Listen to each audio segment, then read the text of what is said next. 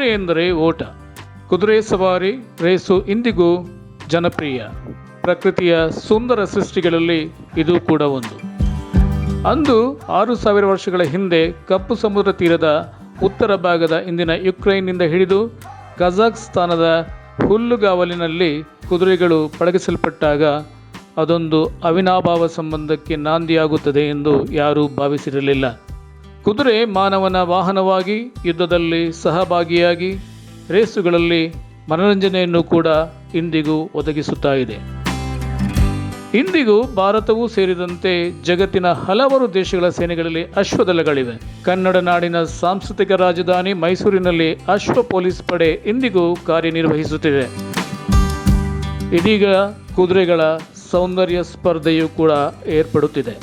ಮೊನ್ನೆ ಏಪ್ರಿಲ್ 27ರಂದು ಕುದುರೆ ಮೊದಲ ಬಾರಿಗೆ ಪಳಗಿಸಲ್ಪಟ್ಟ ಅದೇ ಮಧ್ಯ ಏಷ್ಯಾದ ತುರ್ಕ್ಮೇನಿಸ್ತಾನದಲ್ಲಿ ಅಂತಾರಾಷ್ಟ್ರೀಯ ಅಶ್ವ ಸೌಂದರ್ಯ ಸ್ಪರ್ಧೆ ಏರ್ಪಡಿಸಲಾಗಿತ್ತು. ಇದು ಅಕಾಲ್ಟೆಕಿ ಅಂದರೆ ತುರ್ಕ್ಮೇನಿಸ್ತಾನದ ಕುದುರೆಗಳಿಗೆ ಮಾತ್ರ ಮೀಸಲಾಗಿತ್ತು. ಅಕಾಲ್ಟೆಕಿ ಕುದುರೆಗಳೆಂದರೆ ತುರ್ಕ್ಮೇನಿಸ್ತಾನದ ತಳಿಗಳಿಗೆ ಮಾತ್ರ ಈ ಹೆಸರಿನಿಂದ ಕರೆಯಲಾಗುತ್ತದೆ.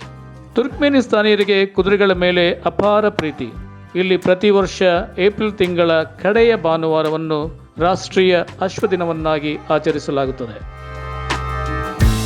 ಸೌಂದರ್ಯ ಸ್ಪರ್ಧೆಯನ್ನು ಕೂಡ ತುರ್ಕ್ಮೇನಿಸ್ತಾನದ ಪ್ರಪ್ರಥಮ ಸ್ಮಾರ್ಟ್ ಸಿಟಿ ಅರ್ಕದಾಗ್ನಲ್ಲಿ ನಡೆಸಲಾಗಿದೆ.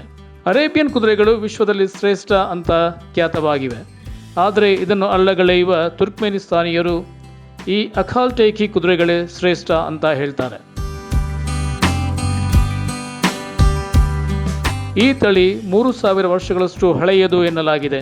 ತುರ್ಕ್ಮೇನಿಸ್ತಾನಿಯರ ಬದುಕಿನಲ್ಲಿ ಈ ಕುದುರೆಗಳು ಅದೆಷ್ಟು ಹಾಸುಹೊಕ್ಕಾಗಿವೆ ಎಂದರೆ, ಬೆಳಿಗ್ಗೆ ಎದ್ದಾಗ ನೀವು ನಿಮ್ಮ ತಂದೆಗೆ ಮತ್ತು ನಿಮ್ಮ ಕುದುರೆಗೆ ವಂದಿಸಬೇಕು ಎಂಬ ನಾಣ್ಣುಡಿ ಇನ್ನೂ ಅಲ್ಲಿ ಚಾಲ್ತಿಯಲ್ಲಿದೆ.